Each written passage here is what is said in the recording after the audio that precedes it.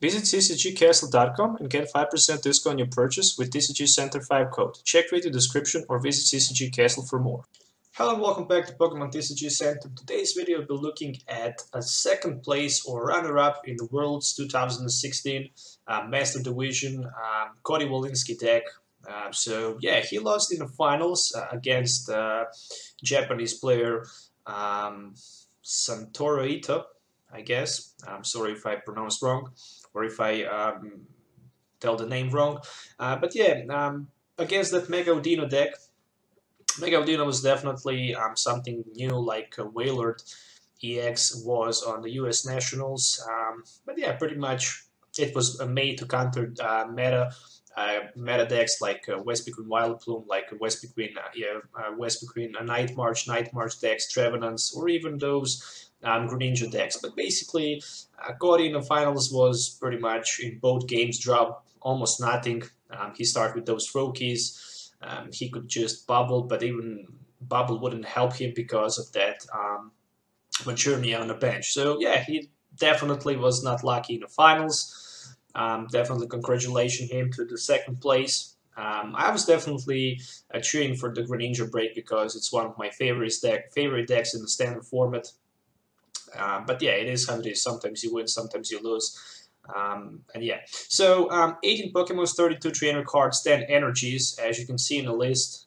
Very interesting that he actually ran only 3 Froakies and 4 Talonflames. So basically, by running 3 Froakies, that means that you have more space for 1 extra card and basically more chance to get Talonflame in your active hand, so you can actually start with it. Basically, if you start with Talonflame, you can Arrow Blitz turn 1 for 40 and search your deck for 82 cards and put them in your hand, which is definitely good, so you can actually set up. Definitely something you probably wouldn't expect, but since the Talonflame actually show up in the Steam Siege, a lot of players actually decide to deck that card in a Greninja deck. Also, very interesting card as a deck was that single Battle Compressor. He actually ran.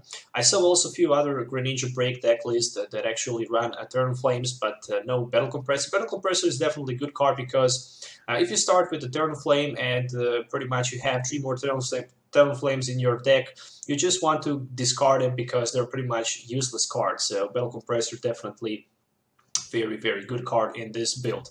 But yeah, pretty much other list from the Pokemons: 4 Frogadiers, 3 Greninjas with the Shadow Stitching and Moonlight Slash, and 1 with that Water Shuriken ability, and of course 3 Greninja breaks with the Giant Water Shuriken. If you're not familiar with the Giant Water Shuriken, it's the ability which says that once you turn, if Greninja break is your active Pokemon, you can discard energy from your hand and put 6 damage counters on one of your opponent Pokemon in play. From item cards, there are 4 die balls, which can actually help you to search your deck for any water Pokemon, and 2 level balls. Basically, with level ball, you can only grab Froakie and Frogadier. No Ultra Ball, no Repeat Ball, no anything like that. 1 Starling Megaphone. Basically, with Starling Megaphone, he was able to scrap any tool from any of opponent Pokemons in play, which is definitely good, especially against Mega Evolutions.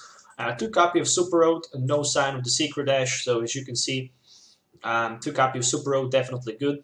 Even 1 Secret Dash wouldn't be that bad because it can shuffle back 5 Pokemon from this compiled back into your deck. But the only problem with the Secret Dash with the Talonflame and actually 4 copies of Talonflame is that sometimes you might be forced to shuffle back those Talonflames back, so that's the reason why he actually decided to run 2 Super Roads. But also Super Road can shuffle back either energy cards if you want, so you can pick between those 2 things. 4 copies of V-Seeker from supporter cards, 1 Ace Trainer in case you get knocked out turn 1 or turn 2 or very early in the game, since your Froakies are actually 60 HP. You can Ace Trainer your opponent basically and force him to drop 3 cards, well, you will drop 6 cards.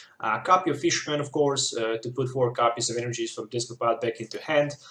4 copies of N.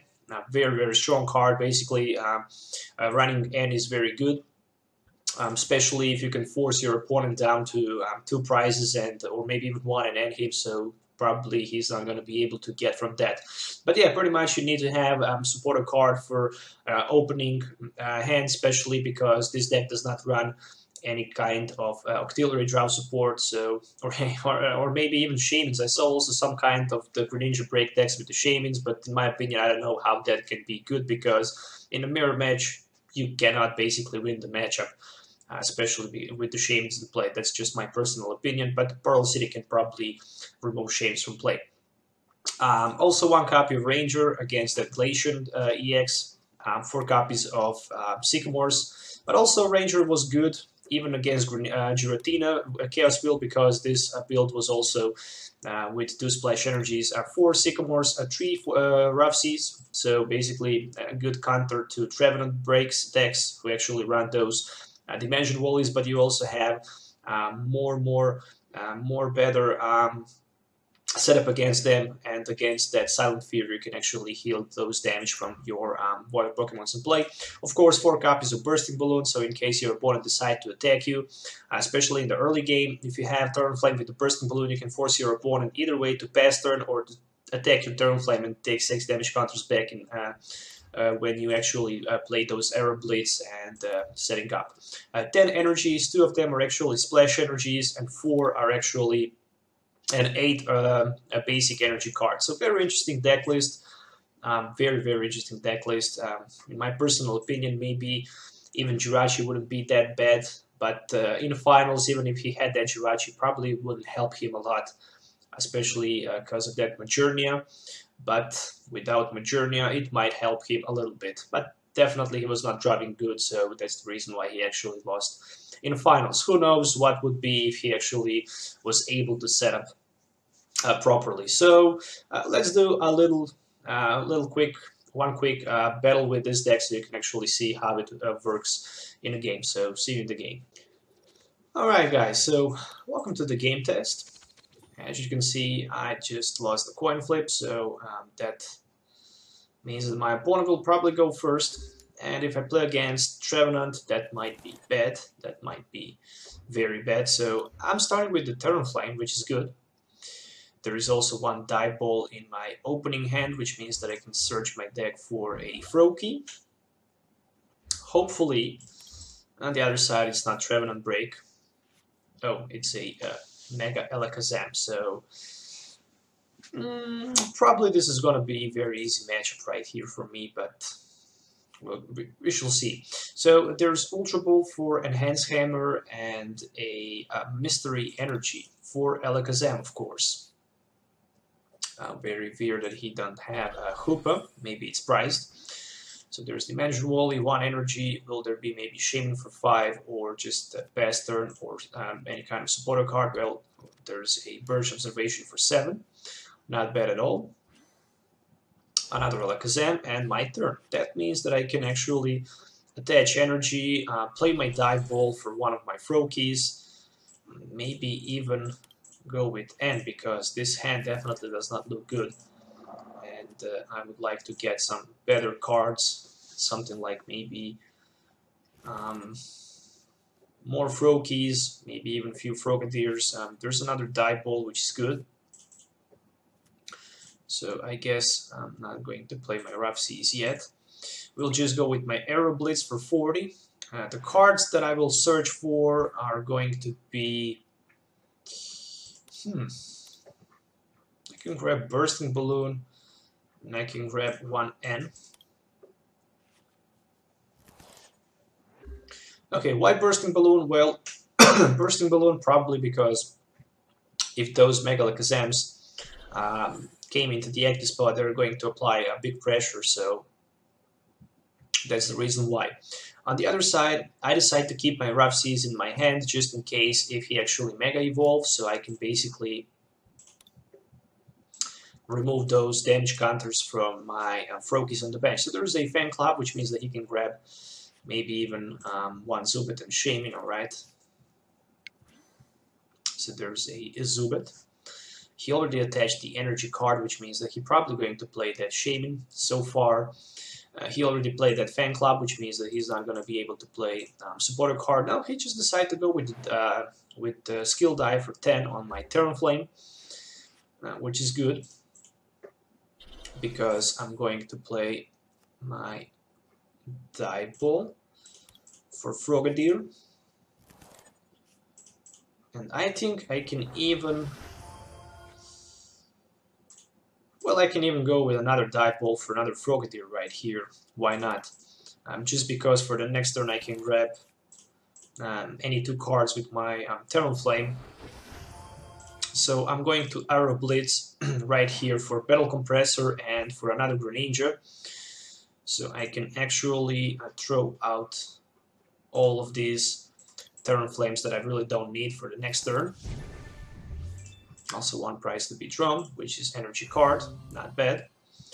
So that Bursting Balloon is definitely going to help a lot in this matchup, because if Alakazam or Mega Alakazam even decide to attack, they're going to take those 6 damage counters back. But the good thing is that the suppression can actually put 3 damage counters instead of the does. So when you're putting damage counters, Bursting Balloon will not be Bursting Balloon effect will not be activated, so you're not going to take damage counters back. But on the other hand, I do have already 2 of my Greninjas, which means that I can even just go into the active spot, Shadow Stitch my opponent, and all of his abilities are not going to be effective. So this is pretty much GG, I guess, because none of his abilities will work, so he's not going to be able even to put any damage counters to my Pokemons in play. So there's another PE Seeker for that Birch Observation, which means that he can drop 7 new cards because he get that heads.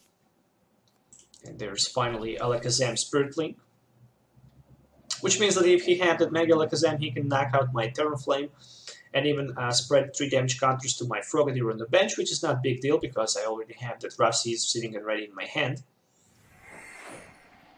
There we go.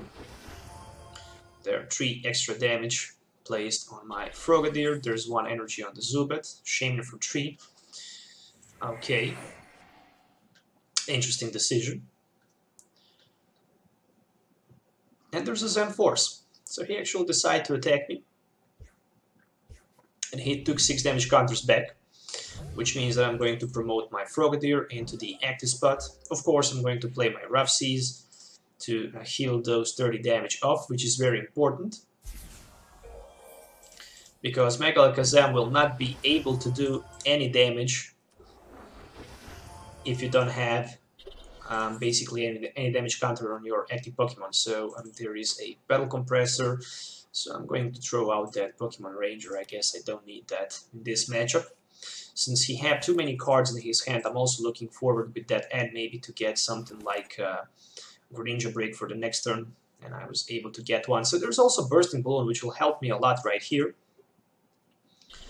So I'm going with my Shadow Snitching, which means that I'm doing 40 damage to my opponent, Mega Alakazam, and basically none of the Golbat or Mega Alakazam will be able to do any damage counter to my Greninja, which means that this is pretty much pretty quickly GG. So yeah, definitely that Shadow Snitching is very, very powerful attack, and it can definitely do a lot of headache to your opponent Pokemon in play. So for the next turn, I had a John Water Shuriken sitting and ready. Of course, I don't have energy for now, but probably I'm going to be able to find one. There's also Dive Ball sitting in my hand, which means that I can have 2 Greninja Breaks in play. So there's a Level Ball for that Golbat. Not sure if my opponent actually realized that he cannot play those abilities. Probably he was.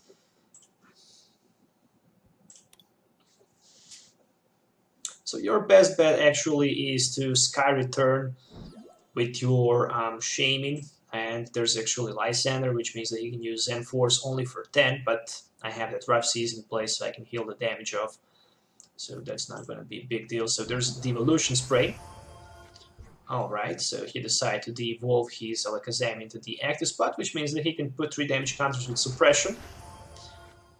But first he needs to find a Dimension Volley or Energy card. And there we go, there's a Golbat, Sneaky Bite, and Mega Alakazam, but none of these abilities actually worked. And it's my turn, which means that I'm top decking that Greninja Break, that Energy card for that John Water Shuriken, which means that I can grab a Greninja Break.